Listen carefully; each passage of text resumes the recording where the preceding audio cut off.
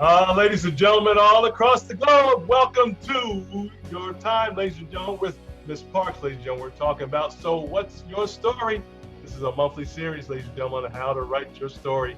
Today's wonderful topic with Sister LaQuita Parks and her wonderful guest today is changing fear.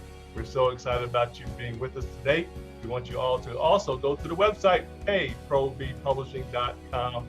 That's payprobpublishing.com. Welcome, everybody, to So What's Your Story? Thank you so much, Kevin. Hello, hello, hello, hello. We are back for another episode of So What's Your Story? This is a series on how to write your story. There are 100% of everybody living and dead has a story. But out of the 100% of everybody living and dead that has a story, only 50% or less of those people will take the time to write their story. Now, we know that the people who are dead can't write their story. However, there are those who are living who knew of them can write their story. And out of the people who will write their story, only less than half of those people will actually publish. Yesterday, I was doing a workshop, and in that workshop, the gentleman said 81% of adults want to write a story. Only 1% will follow through. That's a lot of people who want to write versus the people who actually follow through. So this series is all about how to write your story. And every month we do the series and we talk about how to write your story, but from a different standpoint. So for those who are out in listening land, thank you so much for joining. I have a special guest here with me today. We'll introduce her a little later. We'll let her introduce herself, but her name is Wendy Rhodes. And Wendy, thank you so much for joining us. And I see that we had another guest that joined on, Miss Shepherd. Thank you so much for joining us. And I am going to share my screen and we're going to take it from there and we're going to go with this. Okay. So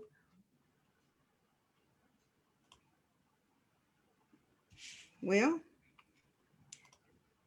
it isn't playing. And can you guys hear that? Nope. Yeah, we can. Can you guys hear that? Can you hear it? Okay. Okay, we're gonna start this over again. So this is our what's your story series. And in this series, we talking about your story. So today we're going to talk about changing fear. Because fear is a real thing. Fear is real, and fear stops us from doing a lot of things. Now, there's good fear and there's bad fear. Now, having the fear, when you growing up and your parents were saying, "Don't touch the fire, don't put your hand on the stove, don't stand over here, don't hold that knife. When you walk a certain way, you hold your scissors a certain way," right? So that created a little bit of fear so that we would not do those things that would hurt us. So having some measure of fear is not a bad thing. And those of us who fear the Lord, we know that we have parameters in which we must operate, in which we must behave, in which we must treat each other, treat people, and how we must just live our lives. So fear is not all bad, but we're talking about changing fear as it relates to telling your story. Okay. So this segment is called So What's Your Story? And this is a monthly series on how to write your story. So we are changing fear. So we're going to go from I can't do that to I can do it. Okay. So my name is LaQuita Parks, and I am the owner and founder of PayPro Publishing. PayPro means pain, progress, victory, because I believe that without pain, there's no progress, and without progress, there can be no victory. So we help people take their stories from a thought to a realization. So whatever you are in your story writing journey, we help you. If you're at the beginning of the journey and you have a story, because we already know 100% of everybody living and dead has a story. So wherever you are in your journey, we can help you. So if you got a story, don't know how to get started, we can help you get started. If you've already started writing your story, but you're stuck and don't know which direction to go, we can help you get unstuck. And if you've already written your story, you have it written, you're ready to get it published, but you don't know which direction you need to go in, how to design your book cover, how it should be formatted, or even who you should dedicate your book to. We can help you with that too. If you have a story, but you say, "Oh man, I don't know how to write. I'm scared to write." We can also help you write your story. So we're working with you on helping you take your story from a thought to a realization. And we're located in the Atlanta area, but don't let that stop you. So if you're listening, and I know that there are hundreds of thousands of people that are listening to this broadcast, if you are in Kalamazoo, we can help you. If you are in Wichita, from Wichita to Wichita, Kansas to Kalamazoo, and somebody told me, is Kalamazoo a real place, Kevin? So Kalamazoo is a real place, right, Wendy? Y'all, I think it's a real place. Absolutely, I Miss think Parks. Kalamazoo. Absolutely. So if you're in Kalamazoo, we can help you. Okay, take your story from a thought to a realization. So we want to take a moment right now and thank our sponsors. And we could not do this without people who support us in this journey. In order to help you, people have to help us. We all have to have a helping hand. And I am so thankful for these people that I call my sponsor. They rock and roll with me every week. They support me. They have good shout outs, and they are there. And if you see one of these sponsors and they have a service that they provide that you need, reach out to them or let me know and I can make the connection. So I want to thank Johnny Brown with Legal Shield. I also want to thank, I could not do this without Mr. Kevin Vaughn on the MLT network. Couldn't do it without him. Kevin King of Alpha Aviation, Lachelle Atkins, America's Supermom, Barbara Beckley with the Diamond Factor, the Yono Clip guys, Bob Mackey and Michael Green. Did y'all know that those guys went on the Shark Tank and they got a deal with Damian Dunn from the Shark Tank? My goodness, listen, when I'm telling you, these sponsors are some serious business. Bob Mackey and Michael Green, hey, they are my sponsors and I'm so proud of them. So if you don't have a Yono Clip, you better get yourself one, because guess what? I got mine. And then I want to say a shout out to SM Events and Design, Shaquanda Mitchell, Brandy Tolbert with Messy Mommies, and Darian Hardiman with Great Apparel. So I am so grateful for them. And I just want to take a moment to say thank you to those people. So here is what we can do for you at Pay Pro V Publishing. We're one-stop shop, y'all.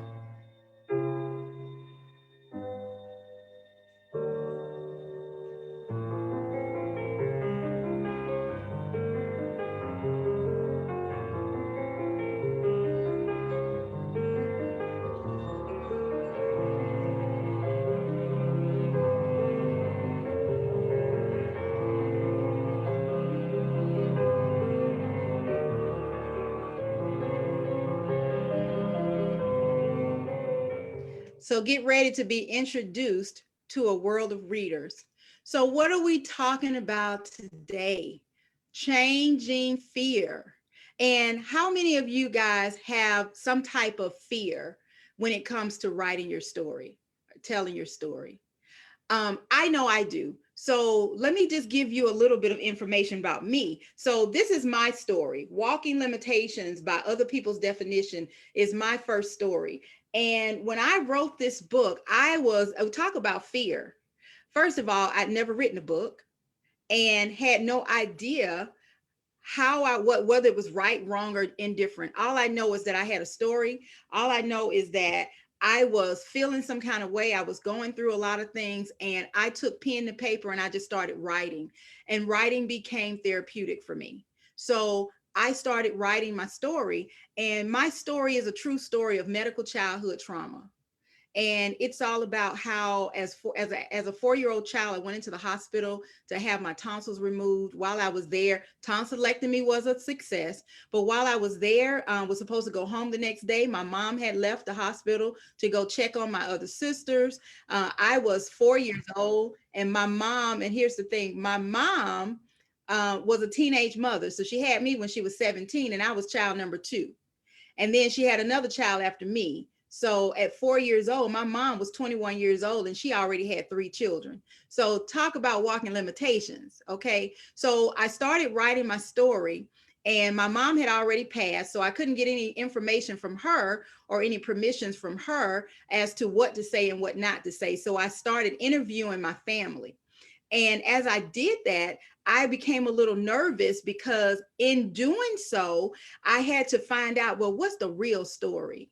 What happened? So years ago when I was coming up, it didn't matter much, but I kept piling on these walking limitations and I needed a way to get rid of it. So I started investigating and I started writing. I started journaling first. So when I started writing this and I got to the part about the medical part, you have to be very, very careful when you start making accusations in the medical field. Because once you start saying somebody did this or somebody did that, you better have your facts straight. So I started researching and I was a little nervous because all of the information I had was about me came from my mom and my grandmother and my family. So I wanted to make sure that what they told me versus what I remembered was one and the same. So I was a little nervous because I didn't know if what I was going to find out was different from what I knew all my life. And thank goodness it wasn't. They gave me the true story. But there was fear because should I name the hospital that this happened at? Should I name names? So there was a lot of fear in there. But I had to think of a way and to change that fear so that I could get through my story. So I started writing, and the more I wrote, the more therapeutic it became for me. So walking limitation was birth. So I went from I'm kind of scared to do this because it was something I'd never done before. And then that coupled with what am I going to find out in my research, coupled with what are the people going to say when they hear my story? And then that coupled with, ex-husband and relationships. So I started talking about the walking limitations that I didn't have any control over. And then I started talking about the walking limitations that I put on myself. And then I got a little nervous. What were my children going to think about me when they read my story? What was my family going to say? Because when you start writing, things are going to come out that only you and probably Jesus know. So there is absolutely fear in that. Okay. So we're going to talk about that some more. We're going to talk about changing fear. So today on our agenda, we're going to do our introduction, which we just did, and we're going to talk about a restart. I'm sorry, we're going to do a recap on start. My tongue is tied, y'all. I don't know why. It's funny, every time I get ready to do this, there's always some fear. So if you are out there and you're listening to this broadcast and you get ready to do a presentation and you have absolutely no fear, please call me and tell me how you do it. Please tell me if there's no nervousness, because for me, no matter how many times I do this, there's always a little bit of butterfly in the pit of my stomach. Okay. And I think that's just because I'm human. And I think I'm dealing with a bunch of human beings. So if you don't have that issue, then let me know what your tips are. I'm happy to listen to it. So we're going to talk about changing fear. We're going to talk about just starting. So we do this every month. And this is our 7th series. And if you're interested in knowing what we talked about starting from January up to now, you can go and find those on YouTube. You can go on my website. You can go on the MLT website, and we can make sure that you get those sessions. So we talked about starting. How do you start writing your story? And we're going to go over that quickly. Just start, because I want to hear the stories of my guests. I want to hear how they changed their fear and wrote their stories. So we're going to do just start. So how do you just start? Well, number one, when you get ready to write your story, first you got to know what you want to write about. You want to know what you want to write about. You want to know who your audience is. So no matter what you think, you have to do the work. There's no way around it. If you're doing an ebook, if you're doing an audio book, if you're doing a hardcover book, a soft cover book, you got to do the work. You got to do the work. So so how do you start? So you simply, number one, you set goals. and set realistic goals. So when someone comes to me and says, "Hey, LaQuita, I want a story. I want to publish my book. I want to write my story." I'm going to ask them, "What's your timeline?" And if you come to me today, and today is the 21st of July, and you say, "I want to write a story," and I say, "What's your timeline?" And you say, "Oh, 2023," then that's an indication to me that you're not really serious about writing your story. You're not ready to start yet. So set realistic goals. So if you tell me, "Hey, I want to be ready in a year," so I'm going to say, "Okay, well, we can be ready in 6 months." Because guess what happens when you say, the longer you push it out, life happens. And how many of you know that when life happens, what's the first thing that goes down to the bottom of the list of priorities? Writing your story. It no longer is a priority. No matter how interested you are in doing it, it's no longer a priority. So you want to set realistic goals. And I tell people, when you start off to write your story and you want to start writing, don't be so hard on yourself. Don't set unrealistic goals and go in. There are some people who will go in and say, "Okay, I'm going to write for 3 hours a day." Now, is that realistic? It's not realistic for me, because sometimes it's hard for me to find an hour in a day to eat my lunch. So I know it's going to be hard to find 3 hours. So for me, if I'm writing my book, a realistic goal for me, knowing what my schedule is about 15 minutes a day. That's realistic for me. Now, I can always build on that, but that's a realistic goal. And then stick to it. Okay. Set a goal, get an accountability partner. Kevin and I have been doing this thing since January. And I tell you, he's a great accountability partner, because he will send you an email, a text, or a FaceTime and say, "Hey, where you at, Miss Parks? Where you at? Let me hear from you. We need to talk about this thing." So get you an accountability partner who will help you keep your goals. And then you want to think positively. There is no way you can do anything in the world if you're thinking negative. If you're thinking, "I can't," you can't. If you're thinking, "I will," you can. Okay. And then you want to acknowledge your why. Why am I doing this? Why am I writing this book? Who am I writing this to? What's the purpose? Am I writing this book to entertain somebody? Am I writing this book to inform somebody? Am I writing this book to advertise something? Acknowledge your why. Okay. And then you want to retrain your brain. Sometimes we've seen things so long, and sometimes, depending on the platform that we're on, or what we've seen, sometimes we can have some negative images of things in our life, even some negative thoughts about ourselves. But we've got to retrain our brain, because I am of the belief that if I tell myself something long enough, I will start to believe it. So if I tell myself that I love myself long enough, then eventually I'll start to love myself. And if I tell myself that I can't do it, "Oh, I can't do it. I can't do it. It ain't going to work. I can't do it," then guess what? You're not going to be able to do it, because you've already defeated yourself. So retrain your brain, and then take baby steps. Baby steps. Somebody said the best way to eat an elephant is one bite at a time. Now, while that may be true, my question becomes, who wants to eat an elephant? Out of all the things you can eat, who wants to eat an elephant? But they say, hey, the best way to eat it is one bite at a time. Okay. It might take you a couple of years to get through it, but one bite at a time. So take baby steps. Okay. And don't be so hard on yourself. Give yourself a break. So that's how you start. You simply START. You set goals, think positively, acknowledge your why, retrain your brain, and go ahead and take those baby steps.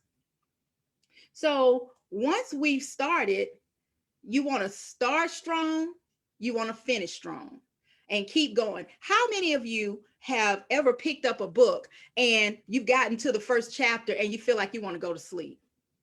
It's just not doing it for you. If you're like me, I pick up a book. If it's boring, I'll flip to the back of it. And if the back of it ends kind of, like interesting, then I'll give the book a chance. But if I pick it up and it's boring in the beginning, and I flip to the back and it doesn't seem like it got any better, I'm going to have to put that book down. Now, I may pick it up again in another year or so when I'm in a different mind space. But for the most part, if it doesn't start strong and it doesn't finish strong, the middle is not going to be any better. So you want to start strong and finish strong. So when you start strong, you want to start with the introduction. So what's going to make me keep reading this book? So you want to introduce it strong, okay? And then you want to finish strong, but the most important part is just keep going. Keep going. Don't stop. Don't allow yourself to stop. Okay. And then you don't want to rush it. There are people who say, okay, you know what, we can write a book. I can write a book in 1 week or in 24 hours. I've seen those advertised. Write your bestseller novel in 24 hours. Write your bestseller novel in 1 week. Don't rush. Don't rush. Don't tell me you forgot. I got your back every step of the way. Never forget it. That's what we do with pay-per-view publishing. We hold your hand through the process. So you don't have to rush because you control the timeline. So that's a part of knowing your why. Why am I writing this book? What am I doing? Who am I writing this to? Who's my audience? So that will determine if you need to rush or not. And guess what? You don't have to. You don't have to rush. Just keep going. So once we get through that, then you're going to keep it simple, keep it concise, or what I like to say, kiss it. Keep it simple, silly. Sometimes we get so caught up in what other people are doing, and we're seeing, oh, well, such and such has done it this way, or such and such has this going, or this person, and then we try and emulate that, and then we get frustrated because we're in somebody else's lane. So we don't know. I had a lady I was talking to one time a while ago, and somebody in her family had purchased a home, and she was upset because she wanted a home. And I said, honey, you don't need to get upset about that. You don't know what they did to get that home. You don't know what kind of deals they made with the devil. You know what I'm saying? So you don't know. So you keep it concise, keep it simple, but stay in your lane, which means stay in your area of comfort. Know what your why is. Know what you're doing. It's your purpose. So what I'm doing might look different from what Wendy's doing, or what Miss Shepherd is doing, and what Aaliyah is doing. It's different. So, but that doesn't mean that it's better. It doesn't mean that what they're doing is better than what I'm doing, or it doesn't mean that what they're doing is right and what I'm doing is wrong. It just means that we're doing something different. Okay. So keep it simple. Keep it simple. I like this little chart. It says Romeo. Oh, Romeo, it's 2021, dear. Whatever are you saying? And Romeo is saying, art thou afraid to write thy story?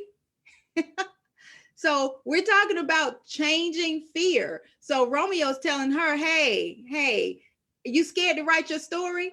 You guys know how that story of Romeo and Juliet ended, right? We're not going to end that way. So kiss it. Keep it simple. And so we're going to talk about fear. So we know what fear is. We know the definition of fear. But what happens when there's fear? Our body's reaction to fear, or when we're afraid, does some things. We go through some things. We go through an accelerated breathing rate. When you get scared, how many of you like scary movies? I don't. I do not. I like suspense, but I don't like blood and gore. And so those movies that make you, that's a little too much for my heart.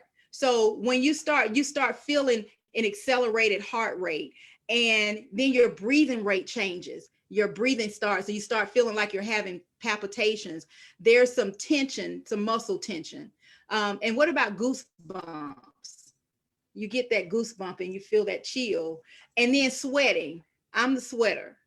When I start getting excited and fearful, I start getting a little moist. My head starts sweating. And then there's an increase in your blood glucose level, increase in your white blood cells, and then sleep disturbances. How many of you can sleep when you're scared? I've never known anybody who says, I'm scared, girl, I'm getting ready to go to sleep.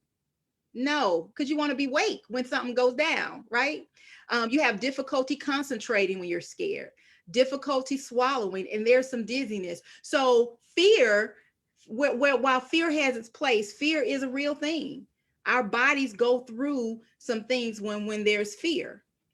So, but we want to look at changing that fear. And we're talking about writing your story. So if you're just joining us today, I'm LaQuita Parks, and I am the owner of Pay Pro V Publishing. And this is our monthly series on So What's Your Story? And we're talking about changing fear, how to write your story in the midst of your fear. So we want to change fear so that you can get through the point of writing your story. Okay. So here's some things here where these are some of the things that stop us from writing our story. There's a fear to write our story. The first one is, I don't know where to start. How many of you have ever been there? Miss Rose, have you ever been there where you didn't know where to start writing your story? And then, will it be rejected? I spent all this time writing this story, and somebody, and I'm not talking about being rejected from a publisher. I'm talking about being rejected from, how many of you have girlfriends or guy friends who are in your circle, and you say, okay, you're so excited about something, and you show them, and they say, well, why'd you do that? So it's a fear of your story being rejected, or I can't finish this, because when you start writing, you have emotions, especially depending on what you're writing about. You have emotions that come up, you have some anxieties. I'm writing a story about something somebody did to me. How are they going to feel about it? Are they going to say I'm telling a lie? Or are my friends or family going to say, oh, if I was you, I wouldn't tell my business like that?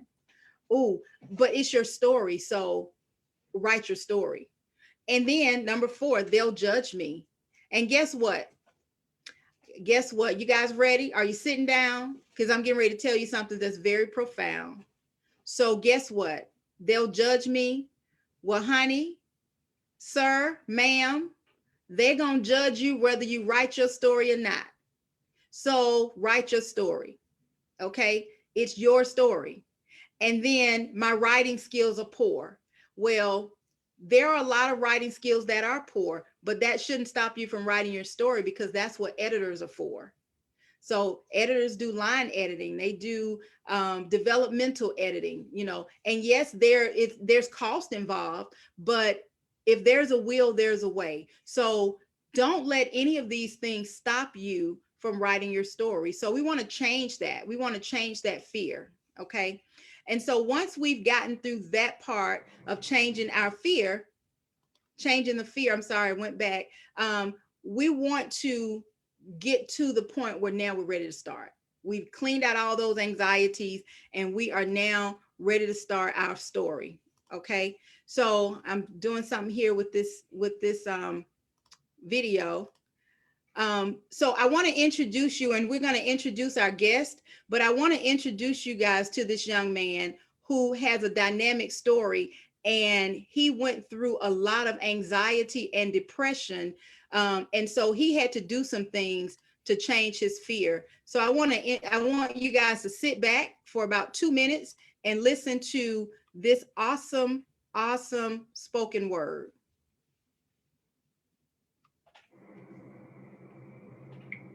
I say no. My future won't be hanging from no rope. You think I'm just gonna go for them lame old tricks, go for that okey doke? I'm washing my mind free in pure consciousness like soap. You see, when I look in the mirror, I see something greater than where I may be.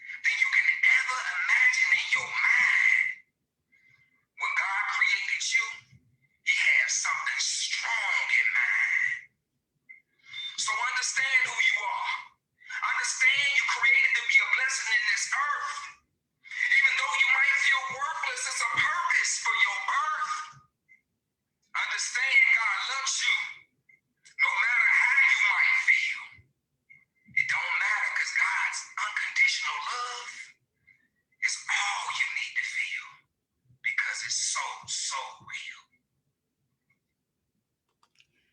So that young man's name is Anthony Wallace. And I met him when I published his first book, a book of poetry called A Life Destined to Shine.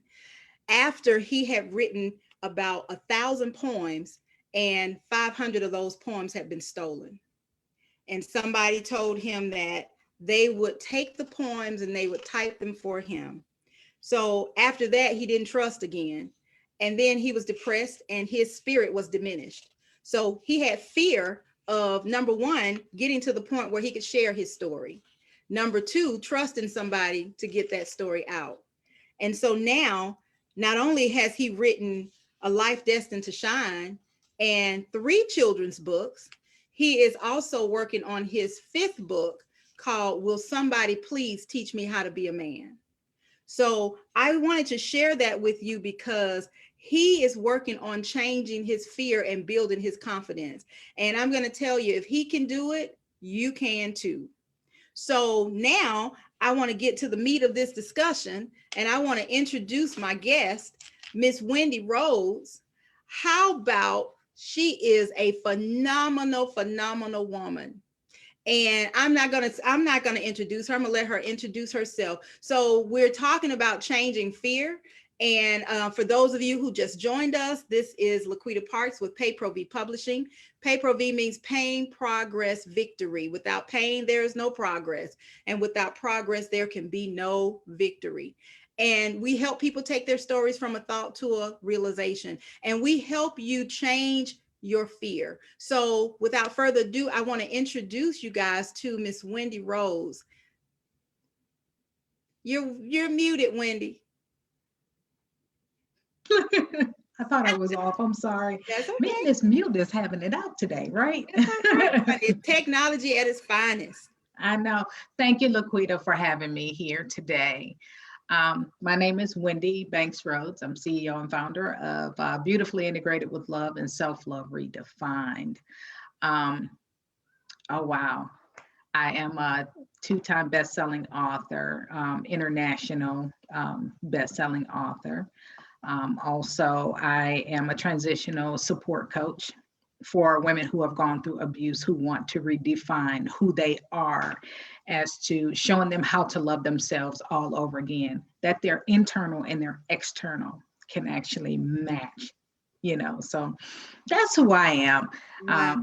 So talk about fear. That there's fear in every gamut of what you just said. So Wendy, tell us a little bit about yourself. Tell us a little bit about your story, and feel comfortable to share as much as you want to. And I'll also introduce Wendy as one of our newest authors with Pay Pro V Publishing. We are so excited to work with Wendy and to know more about her story and the women and the dynamic work she does with women who are experiencing change. That's some change, and through fear. So they're really changing fear. So Wendy, tell us about you. Give us a little bit about your background, and then give us some more information about the people that you work with, and tell us about the book that you have coming up in the fall. Well, I will tell you about my experience with the fear portion of it, and giving my testimony. For years, I was in an abusive marriage for 18 years. I was raped at the age of 14 by 4 guys.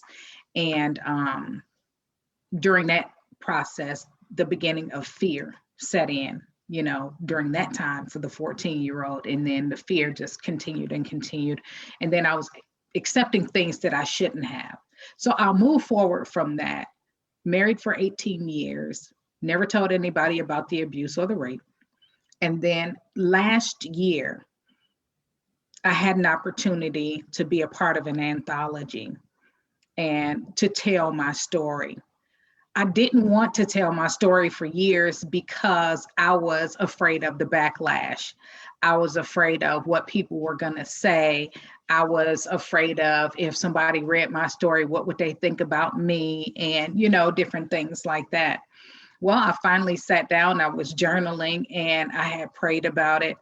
And it was a lot of unforgiveness in my heart toward my abuser and also myself, which I was the last person I was able to forgive my abuser, but I didn't realize that I had the extra weight on my back. So I forgave myself and was able to cry for that person who was raped and also abused. So moving forward from that, I was able to release, and the fear was gone. I was able to do it. I still kind of stood back and was like, wait a minute, I don't hear anything. Once the book was, published, it was Blessed Not Broken, A Journey to Healing. The chapter was published, and I felt like this huge weight lifted off of me. But could you possibly imagine years of holding on to that and being fearful? Wow. Now, my first child was born at the age of 15, which is where this book is coming from, the new book that I'm the visionary author of. I Did It, Teen Mom, Parent Success.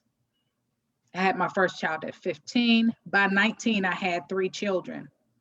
God placed it in my spirit to bring forth this book for parents and the children, the teenage girls that don't have anybody to look at, to show them that there is hope and there's light at the end of the tunnel, that you were brought here for a reason, to be more than just a project mother or a teen mom, that this is all that you are.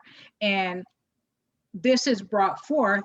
So then that way, that shows them that there is women out here that defied the odds of what people were saying and the stereotypes of teenage moms. Mm-hmm. A lot of the ladies that's in this book have never been authors before, but they felt in their heart that this is what they need to write on, and they've been wanting to write on it. And I mean, I'm just blessed that God gave it to me, his So Wendy, vessel. how has it been? I want to know, because you do some coaching, and I know you've coached them through this process. So these are new authors, and how even for repeat authors, when you start to write a book, whatever it is, when you start a new book project, there is some type of fear and anxiety. What am I going to write about? Do I have enough content? Is this going to make sense? Am I duplicating something somebody else has written? Am I plagiarizing? All of those things go into your head. So as a new author, what did you do to coach them through this fear? How did you change their fear to faith that they could do this?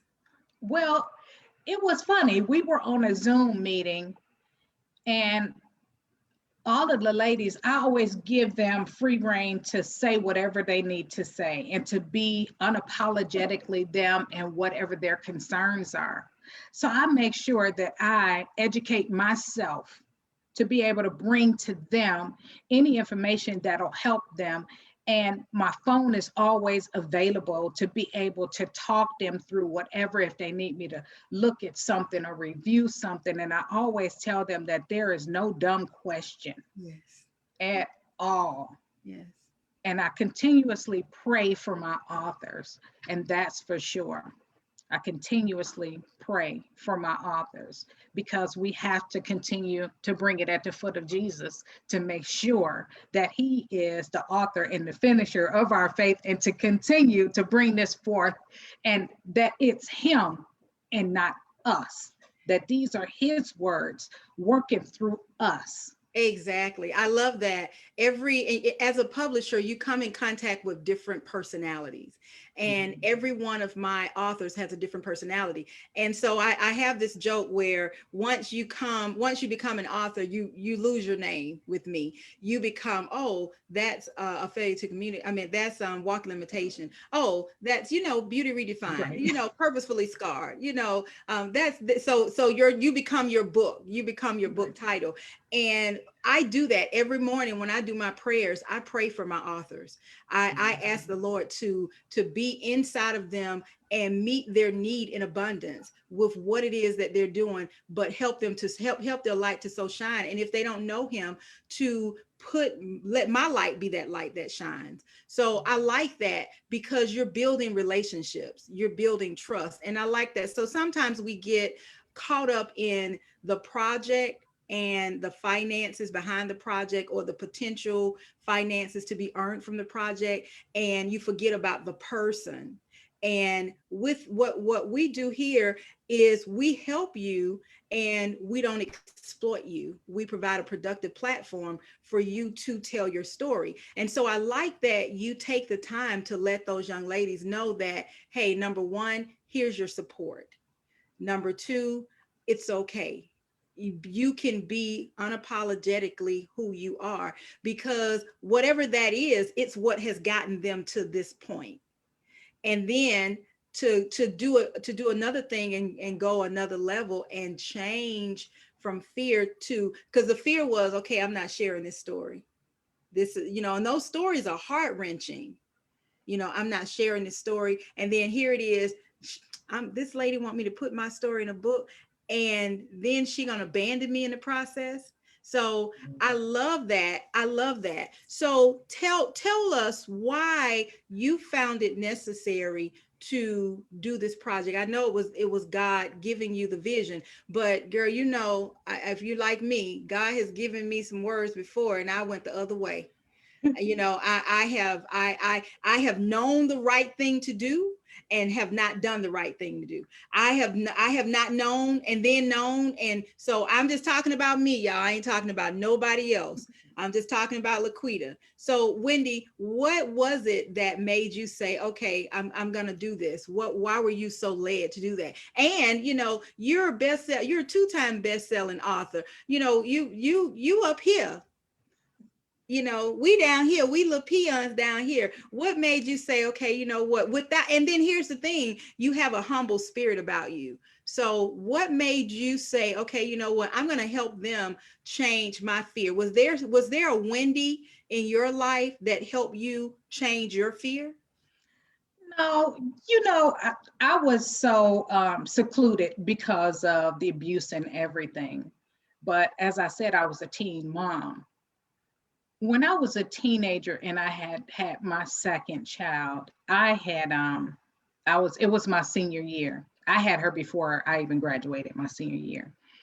But I always said that I always wanted to do something for teen moms and have a safe place for them and be an example for them.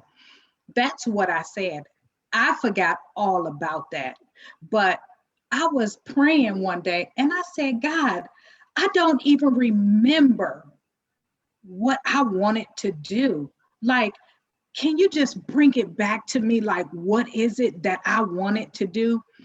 And when I tell you, he dropped it on me and showed me what I needed to do. I was like, you talk about a faithful God to get the information to you.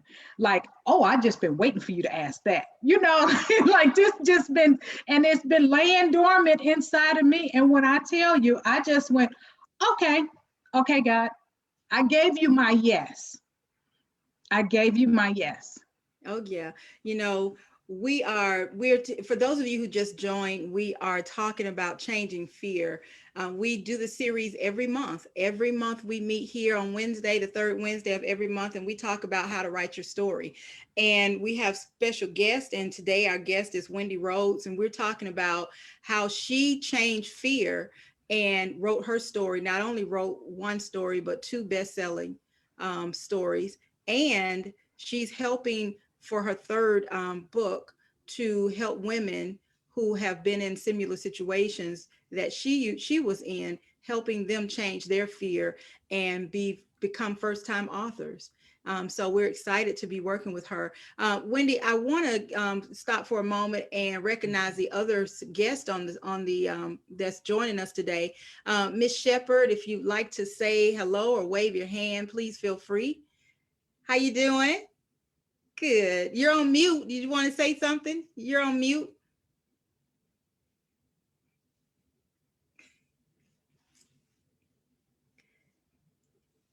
You see the little microphone? Click on the little microphone. Hello. Hi, how you doing? Hi, how are you all?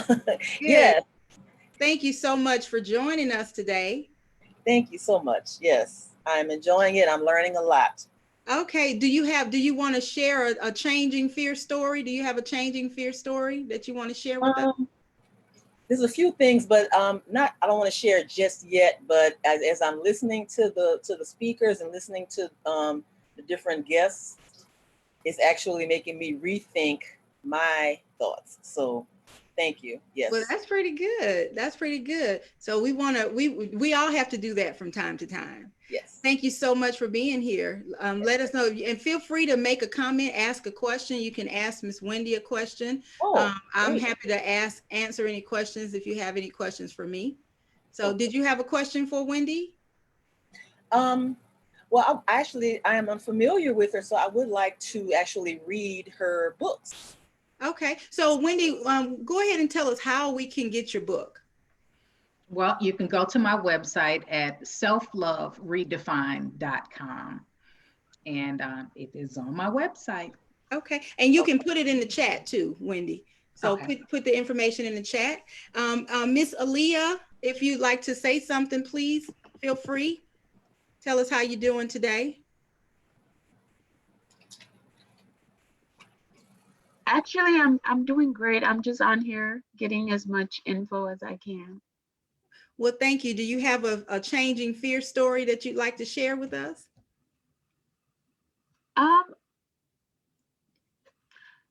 No, well, don't be shy. It's okay. No, it's not. It's just not about even 100,000 people listening. No, I don't have a changing fear. I think for me it's just time, and I was on here to get more skills and knowledge on because I follow a couple people and I know that I have a book coming. I just haven't had time. I'm a cancer patient. I've been fighting for 6 years now, 6.5 years, and during that time, my mom passed. My sister sold the house. I had to struggle. I'm a single mom. So I went from being like a director level to not having money because, again, Black Lives Matter. I'm a Black female. I went in and I'm in very good shape, and they kept negating me, and they made me feel like I was stupid and crazy. Even when I lost 15 pounds and I said something's wrong with me, they were like, oh, this thing that you keep coming in for, nothing's wrong with you. By the time a doctor found out I was in stage 4, oh, wow. and they said 1 more month and I would have just passed out and died. I had tumors in my lung. I mean, the thing was just bad. And so it's been 6.5 years. They had put me in palliative care, which is kind of like, we're done. We can't, there's nothing we can do in 2018. And I'm still here. And I finally have gotten rid of it. It metastasized to my bone. I remember crawling on all 4s. And this is still while I'm taking care of my daughter full time. Who I'm glad to say is a senior this year, about to go to college. She has a 4.4 grade average. She has had all A's since kindergarten. She's scheduled to go to Yale. It has been tough. I can't tell you how tough it has been. I have wished for death several times. I've wanted to check out, but I'm here for a reason. And even through my own cancer struggles, I have been helping not only females, but males. I've lost a couple friends along the way who have passed because of a fear of doing things differently. But everybody keeps asking me, we're waiting for the book. And so I have been writing memoirs, and I have a book coming. It's hard. I have treatment. I have my daughter.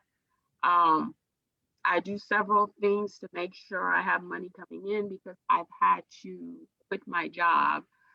Um, and it's only because I'm such a creative person that we've been able to survive.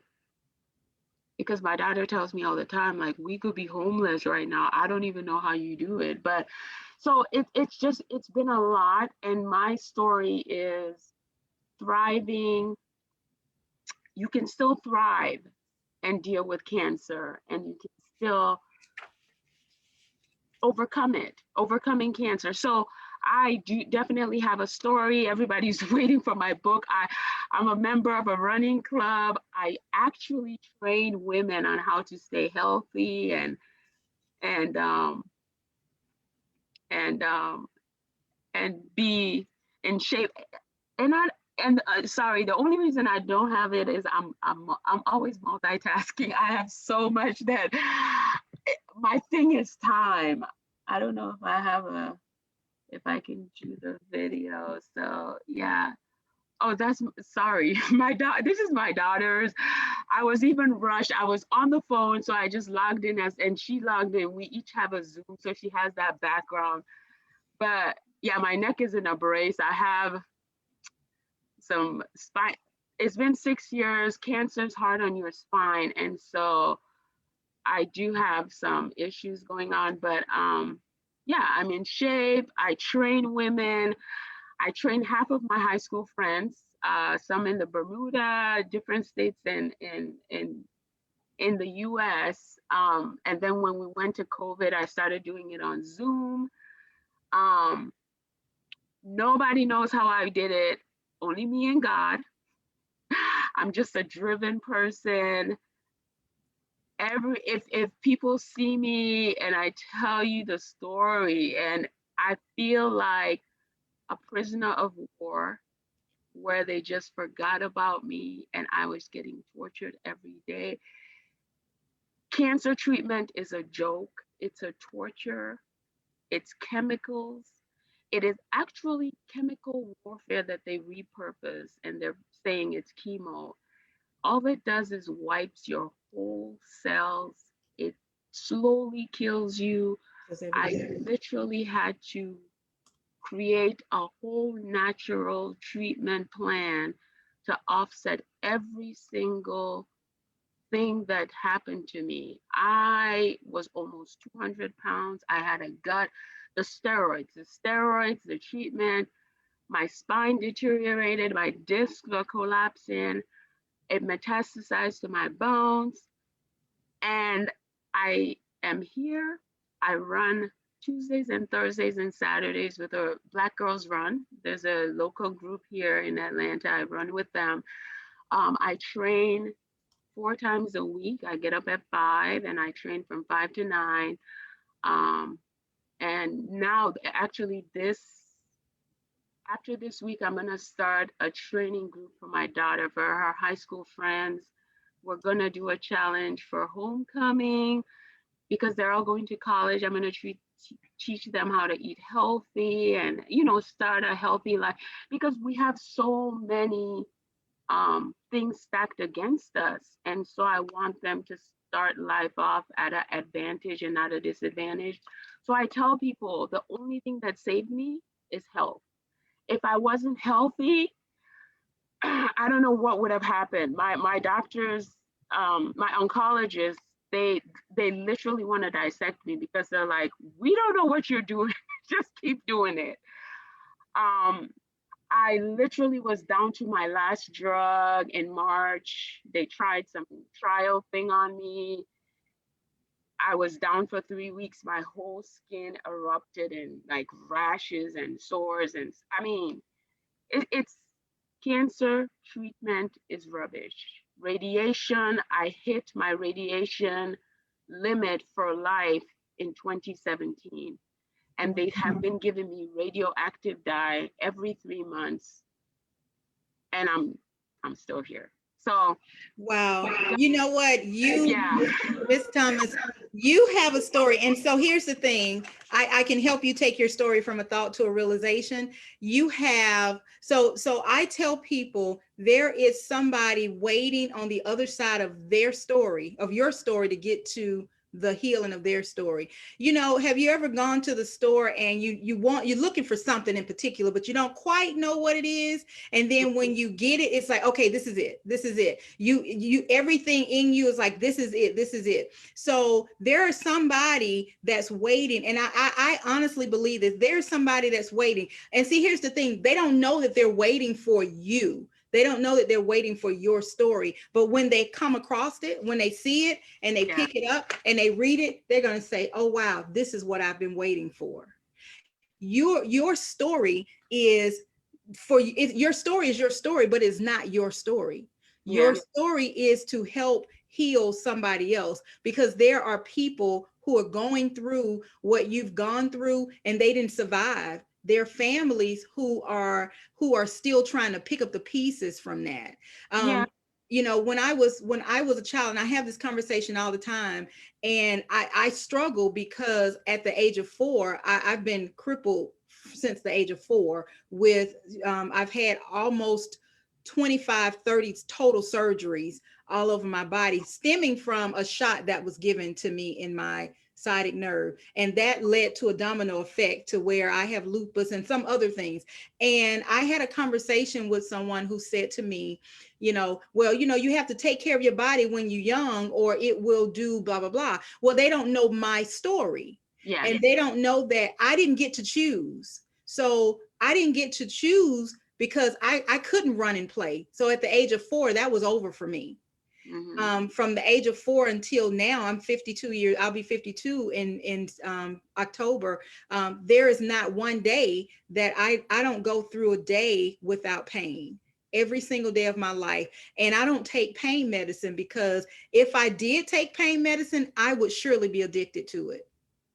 So I have to find other ways to deal with my pain. So I do natural things. I make pain rollers.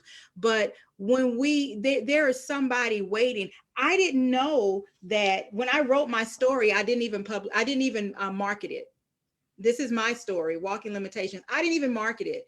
I had no idea what I was doing. All I knew is that I was mentoring children, and I wanted them to know that it's important to love yourself, no matter who you are, no matter what you look like. And writing was therapy for me. So I didn't even market it. I've told my story more and shared my story more in the last 6 months on multiple platforms than I have in the last 9, 8, 7, 6 years than when I wrote this story. So I say all that to say time, we all have the same 24 hours in a day. And in that 24 hours, find 15 minutes to speak your story. If you can't write it, if you don't have time to sit and write it, take your microphone and start speaking it into your microphone, and then hit send it to yourself, email it to yourself, email it to me, and we'll fix it. We'll fix the grammar, we'll fix the punctuations. But it is so important for you to get your story out now, because there is number one, there's a market for it. Number two, there are people who feel like they don't have any other choice but to take all of the medicine, the chemo, and all that the doctors give. They have no choice. They don't know that here, this might be another alternative. They don't know that I have a fight inside of me that can help keep me strong, and a will to live like you have. Wendy went through 18 years in an abusive marriage. 18 years. 18 years. I was in a marriage with for 13 years with a man who was emotionally, physically, psychologically, mentally abusive. I remember, and talk about fear. So we're talking about changing fear. And each one of these women on this story, and Elena hasn't shared a lot, but she has a story too. Each one of these, and each one of you on this call, and Aaliyah, I don't know you, but I already know that you have changed your fear. You've changed the fear. Wendy, you've changed the fear. I remember sitting in the driveway of my family's house, getting ready to get out the car with my 3 beautiful children, and my ex-husband looks at me. So he never gave me anything. It was on Mother's Day. Never gave me anything for Mother's Day because he said I wasn't his mama. But he told me in front of my children that the only reason I had beautiful kids was because of him. And I'm like, well, he act like I was a dog he found on the street somewhere, Oh my some God. old mutt. Well, at that time, I was not the same person that I am. I was a victim. And that's why pay pro V is so important, because it's pain. Because without pain, I had to go through the pain to get to the progress. And Aaliyah, you've had to go through the pain to get to the progress. Yeah. Wendy, Elena, Kevin Vaughn, we've had to go through the pain to get through the progress. And now we get to the victory. And because you can't have one without the other. So at that time, I was in the pain and didn't know that there was victory on the other side because I was a victim. But oh, when you become not a victim anymore, when you get empowered, when you know that, hey, I am no longer a victim, I can do this, I can survive. So Aaliyah, I commend you. And I am so grateful to meet you, and so grateful to meet Wendy, and so proud because isn't it funny? And Elena, oh my goodness, isn't it funny that here we are, there are 5 of us on this, there are hundreds of people, thousands of people that are listening. Isn't that right, Kevin Vaughn? 100,000, 200,000 people listening all over the world. Absolutely. But there are 5 of us on this call, and we each have a different walk. We each have a different story, and we've each taken whatever steps to get to where we are today because we had to change that fear. Yeah. And so, Elena, I commend you, and I implore you, and I beg of you to get that story out. And I am a publisher, but I also believe that a story is a story and it needs to be told, whether I publish it or not. I would love to work with you. I would love to talk to you about publishing your story. But if not me, get your story out. Oh, you mean Aaliyah, right? I'm sorry? You meant Aaliyah, not Elena, right? I'm sorry, Aaliyah. Yeah, and Elena. Okay. Hey, Elena, Aaliyah, everybody, get your story out. Kevin Vaughn, get your story out. Write your story. Write your story. Right. So, what's your story? We're talking about changing fear, and we have the, Elena, Aaliyah, A&A. I'm going to share this, and I haven't shared this in a while, but I've shared it before. Time is of the essence, because tomorrow isn't promised. I received a call from, and it was my sister-in-law. I had not heard from her in 7 years. She was friends on Facebook because I was divorced from her brother. We were friends on Facebook, but she never, it was just kind of, how you have friends, you just kind of see what's going on with them from time to time.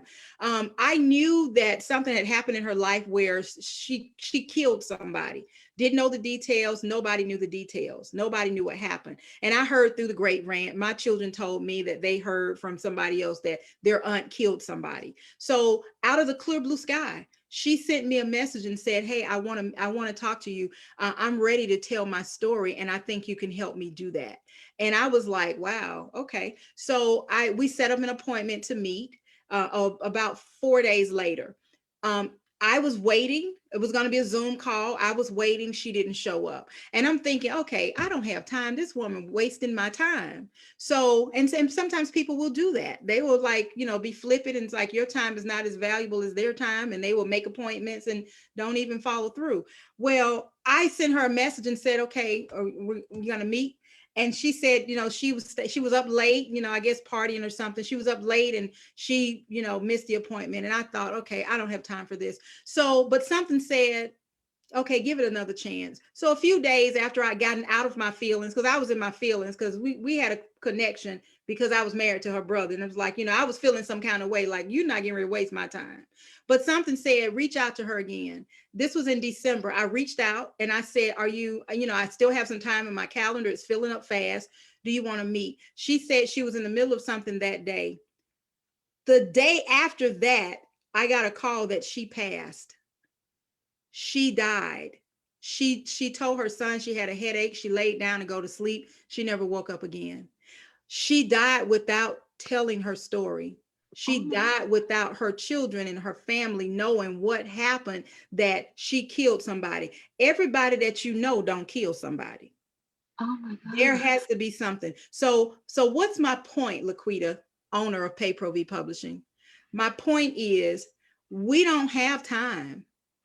And we deserve, somebody needs to know our story. We don't need to take our stories to the grave with us. And we rob our family, our loved ones, of the opportunity of knowing the true us. There might be a situation where, you may have been, abused or molested as a child, and that has caused you to not be so engaging to your children. You can't hug them the certain way. They feel like you're standoffish. They feel like, what did I do? Mama don't love me. Daddy don't love me. Well, it's not that. It's because I was hurt from the touch, and I can't touch you that way because I'm afraid that I'm going to hurt you. So I'm backed off.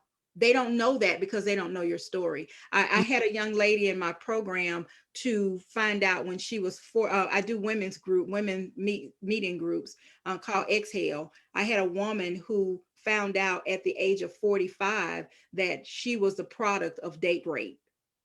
She didn't know her father, but he ended up being the man down the street. And her mama didn't want to have nothing to do with the man because she went out on one date with him and he raped her. And she was the result of that. She found that out at the age of 45. Wow. And she didn't tell her daughter, who didn't understand, why don't I get that love and embrace?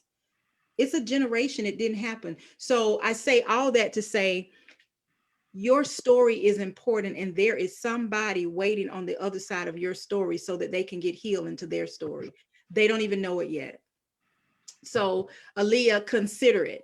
Consider seriously putting, and I know you already got notes. I already know you got notes.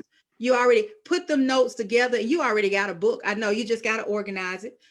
Take those notes and say, okay, you know what? Here go. These notes that I took on the 21st of July. All these notes, these 5, 6, 7, 10 pages of notes. That's chapter 1. These other notes, that's chapter 2. That's chapter 3, 4, 5, and on and so forth. Organize it, dedicate it, do your forward, ask somebody to do your forward, design your cover. There, your book. You have your book. I've already given you the form. No, I'm ready. I'm ready. I just Well, stepping let's out in do it. faith. Just do it. Just do it. Yes. Just do it. Just do it. Elena, same thing for you. Same thing for you. Consider it. Write your story. I don't have anything is that everybody's stories. I mean, they have so many dynamic things that happen, and so such deep traumatic things. I really feel like I don't have anything to share, or I feel like my issues or what I'm dealing with isn't as big as those things. Isn't that one of the things we just talked about, why people don't want to write their story? Because they feel like their story is not as exciting or is not as deep as somebody else's story. It's your story. And Elena, I'm going to tell you, because I know a little bit of your story and what you've gone through and what you're going through. I'm going to tell you that everybody is not going through what you've gone through. And there are people in this world who have and who are going through what you're going through, and they're not doing half as well as you are. You have a fight within you, and somebody needs to know how you did it so they can do it. That's your story. Your story is a how to get through, how to survive it. Just like Aaliyah's story. Yeah. It's different. It's different, but it's the same. You know what I'm saying? Okay. So your story is just as interesting as Aaliyah's story. It's just as interesting. Wendy's story is totally different. And so that's the beauty of writing stories. That's the beauty of writing your story. And don't get me wrong. So if you're listening, we're talking about changing fear. And we have some dynamic people on the call today who are considering how to change their fear. And your story doesn't have to be a sad story. It doesn't have to be a, oh, woe is me, this happened to me story. Your story can be in the form of a cookbook. Your story can be in the form of a children's book. Your story can be in the form of a Christian fiction book. It's your story. You're getting your story out, but this is how you do it. You're writing a Christian fiction book, but this is your life. But it's fiction. So the names are different. The situations and circumstances are a little different, but this is your life. So it doesn't have to be a sad story. I have a woman writing a book called Sweet Potatoes in the Bucket. And that's her way, that's her survival. She comes home and she goes out in her yard and she dusts off the dirt of the world, and she can be out there to somebody come and say, are you going to come in the house? And she has literally built a greenhouse with her hands from the floor up. She's never done it before, but she grows everything from sweet potatoes in a bucket to turmeric. And she'll just go to the store and say, let me try this. And if they say you can't grow it on this soil, she's going to try it and see why not. So that's her way of changing her fear. So you can write your story and change your fear. And so what you have to do is don't overthink. Okay, Elena, don't overthink. Aaliyah, don't overthink. Wendy, don't overthink. And that's what happens when we overthink. 5 years from now, we're going to still be sitting there saying, okay, now I got a story. I'm going to write my story one day. And then what happens? We pass away and somebody's finding our hard work and think it's trash and throw it in the trash can. But when it's in a book, when your story is in a book or in an ebook or on audio, they can't throw it in the trash. They can throw the book, but you can always go on Amazon and go on whatever platform and order it again. They can't erase it. It's there. Somebody's going to find it. Okay. And I know I got to preach in there, but that got real good, because I love, when I tell you God is amazing, he has given me the ability to be able to help people to tell their stories. And it's not about me. Your story, Aaliyah, is not about you. It's about somebody else. Just like, and take the same enthusiasm as you do with training somebody to be healthy, with giving your young people, your daughter and her friends, giving them a start, helping them to start your story. That's the healing, and that's for somebody else. Even a how-to book, how to stay fit through a cancer battle. There are so many people who want to know that. I could give you a dozen titles for your book right now. Okay. Because she didn't give up. She runs what Black women run. Do you know how many women are in Black Women Run? They are worldwide. Yeah, it is. And she runs with them. I ain't about to run down the street. That's your audience. That's your audience. Yeah. That's your audience. So you know what I'm saying?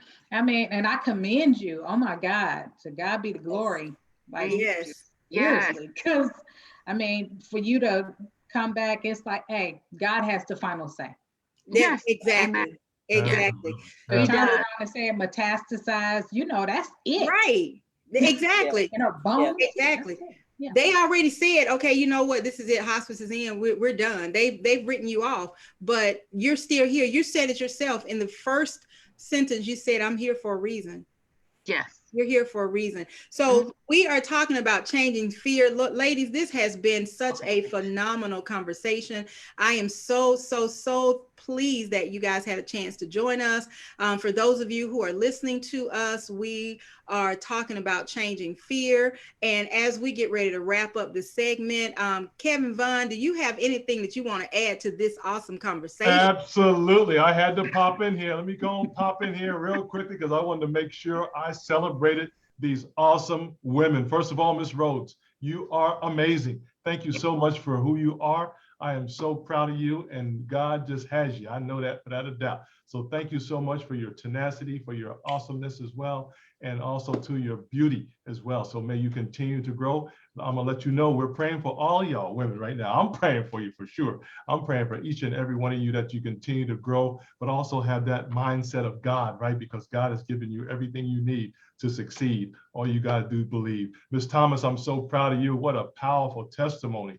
Wow, y'all need to celebrate that one too as well. Y'all need to give her a hand on that. That is so powerful. You know how many people just give up in the world? How many people say, I can't do this anymore? They want to, it's amazing. And she's doing the opposite of that. You know what that mindset's got to be, ladies and gentlemen? You've got to have the mindset. So I want to just let you know we're praying for you, ladies, today, that you continue to have that mindset, because the enemy is going to try to discourage you. But guess what? He's not in charge. So it don't even matter. So you're in charge. You have everything you need. And Ms. Shepherd, same for you. I am so proud of you. You get that book out of there. As Ms. Parks just mentioned to you, it's your story. It's your story. You don't have to compare it to nobody else. You are the only one on the planet like you. only one in the universe like you. There's nobody ever born, ever will be born like you. Get that book out there. Get that, whatever you got to do. I don't care if it's a movie, script, film, television series, whatever you got to do. Don't stop. Get that out there. But I just want you ladies to know that you are blessed and highly favored, and that me as a Black man is praying for you, that you not stop, ever stop, because you cannot stop. We don't want you to stop. And guess what? You are most powerful in what you do. So continue to do that. Be blessed. I'm excited about this. Is Kevin Vaughn just blessing the women today because you're so awesome. Thank you so much, Sister Parks. God bless you so much. Thank you so much, Kevin. I just put my my website in the chat, payperviewpublishing.com. Miss Thomas, please reach out to me. Miss Shepherd, please reach out to me, and let's talk. Let's do a discovery call to talk about your story. Miss Wendy, thank you so very much for coming on and sharing your story. Do you have any final words that you want to share with us before we wrap this thing up?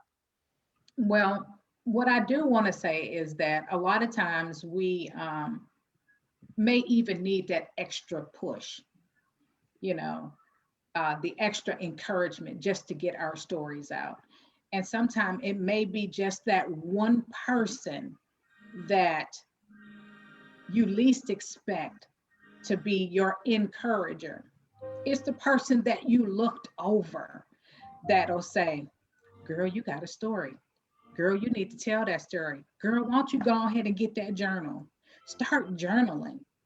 Just start journaling. That'll do it. And go year by year. This is what happened. Pull the stuff out of it that pertains to the story that you want to tell. That's right. That's right. And that's the advice that I have. Share your story. And that 15 minutes a day is so important.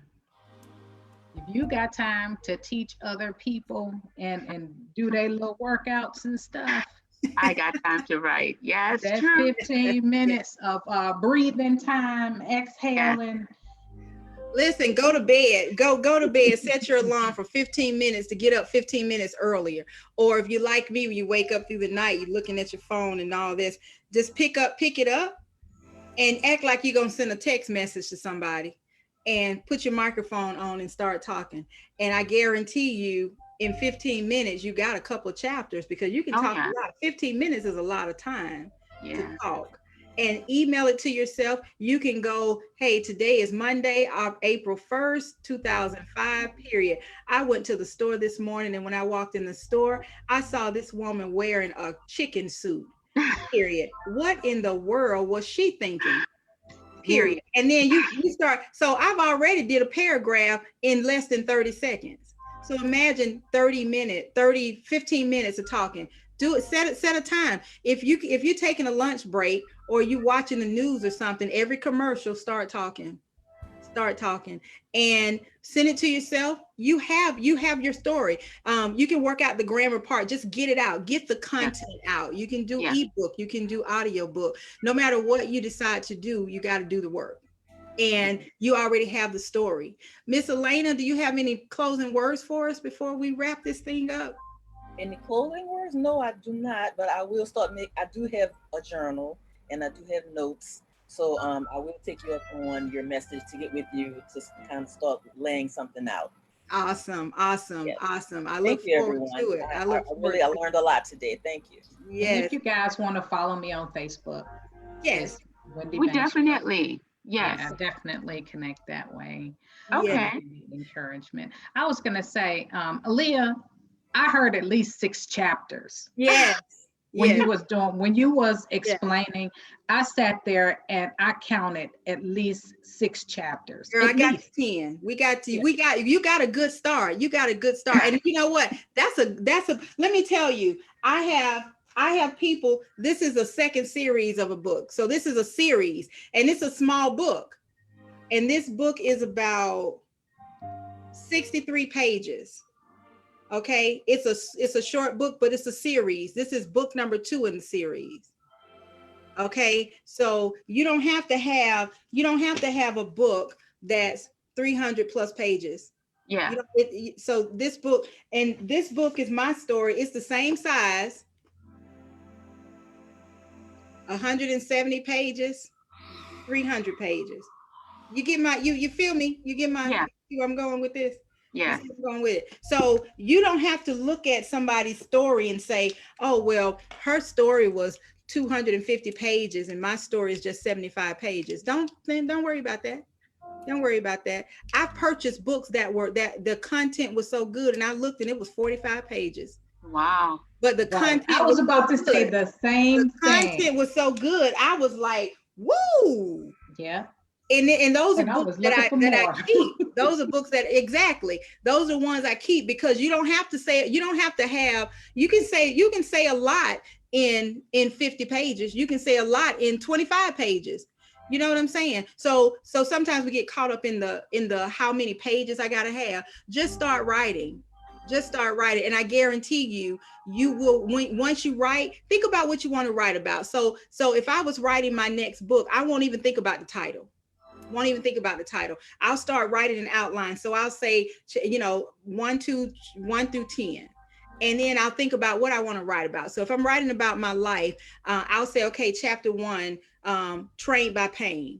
Chapter 2, motivated to continue. Chapter 3, the fear within. Chapter 4, it ain't over. Chapter 5, girl, please. Chapter 6, here we go again. And then I go back and I write everything I want to write about trained by pain until I am exhausted with writing about trained by pain. Then I'll go to motivated to continue, write everything I want to write. Then the 3rd, the 4th, the 5th. And then after I do those 10 chapters, I might look at it and say, okay, you know what? This is a good title. And you know what? Your title can also be the name of one of your chapters.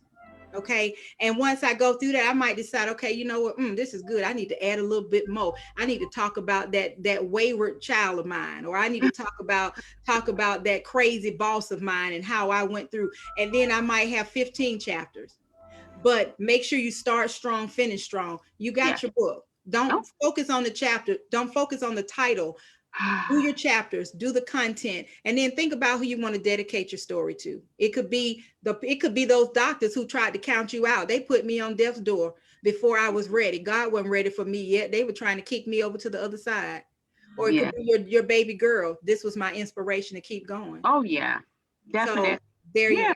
There you go. But yeah, you're right. It's more so. I think I'm a Virgo, overthinking. I overthink a lot, but I've let that go, and that's why I said I'm ready to do it. Action. It's just about doing now. So well, we can schedule. Reach out to me. We can schedule a Zoom call. We can schedule a meeting, and we can talk about your story, and we can talk about how to get you started. And this time, by Christmas or by the spring of next year, you got a book in your hand. Here's your realization. All right. Here's your realization.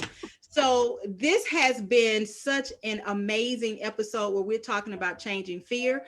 And I am LaQuita Parks. I am the owner of Pay Pro V Publishing. And Pay Pro V again means pain, progress, victory, because without pain, there's no progress. And without progress, there can be no victory. I can help you take your story from a thought to a realization. Connect with me on Facebook under Pay Pro V Publishing. You can reach me at payprovpublishing.com. That's PAPROVI publishing.com, and I can help you take your story from a thought to a realization. So today has been a magnificent episode. I want to say thank you to Wendy Rhodes for being my special guest today. I want to say thank you to Elena Shepard for coming on and joining us.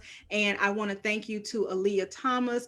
Thank you so much. Get your story out. We're going to get these stories out. And I would be remiss if I didn't say a very, very, very special, gigantic thank you to Kevin Vaughn for carrying this thing and spearheading this thing, keeping us going on Facebook Live and YouTube Live throughout this process. Kevin Vaughn, thank you so much. Thank you so much, Ms. Parks. You're awesome. All right. So we will see you guys next month, where we are talking about, our topic for next month is, so what's wrong with ambition? Sometimes people think, oh, you're too ambitious. Well, what does that mean? So what's wrong with ambition? So we're talking about, so what's your story? So today we talked about changing fear. And tomorrow or next August, we're going to talk about what's wrong with ambition. So it has been a plump, pleasing pleasure, better than a triple decker peanut butter and jelly sandwich. And I thank you all tremendously for joining us, and we will see you next time. Well, you heard it, ladies and gentlemen, from Miss Thank Parks, you. ladies and gentlemen. So what's your story? That's what we're here to help you with your story. Remember to join us next month. We're here every third Wednesday of each month, and we're excited about you being with us. Changing your fear. We just changed it, ladies and gentlemen, because fear is the false evidence appearing real, ladies and gentlemen. And guess what, ladies and gentlemen? We got to leave you with this, that God is not giving a spirit of fear, but of love, power, and a sound mind. So if you ever want to remember something, just go back to that wonderful quote from the Word of God, ladies and gentlemen. God is not giving you a spirit of fear, but of love, power, and a sound mind. We'll see you next time on So What's Your Story with LaQuita Parks, ladies and gentlemen. Don't forget to go to the website, heyprobpublishing.com, heyprobpublishing.com. Everybody have a great rest of the day and have an awesome rest of the week. Let's wave everybody out as we close out today. All right. Take care, everybody. Bye-bye. Bye. Bye. Thank you so much. Bye-bye now.